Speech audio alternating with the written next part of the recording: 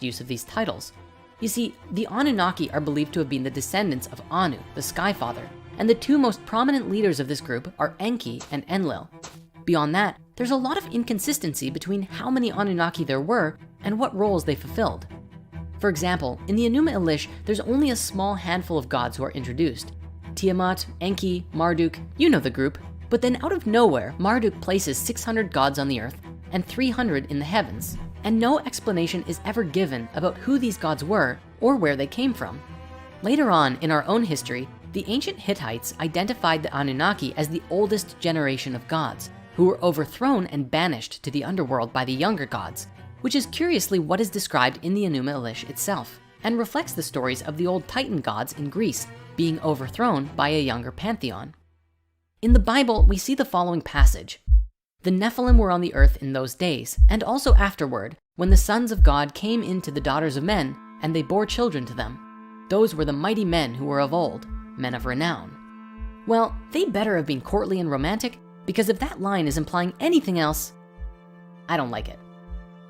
The Bible describes that they were the offspring of the sons of God and the daughters of men, essentially making the Nephilim be a little bit more like demigods, a hybridized species born of the gods, who would have been the Anunnaki and humans together.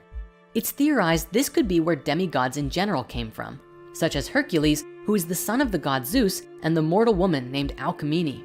The result of this made Hercules fully human, yet who had the gift of the tremendous strength of a god. Of course, depending on who you're speaking with, the concept of Nephilim could just come from a mistranslation of the Bible, and the Anunnaki being simply an ancient Mesopotamian archetype. For the sake of the story, I will be telling the tale from the perspective that the Anunnaki are physical beings.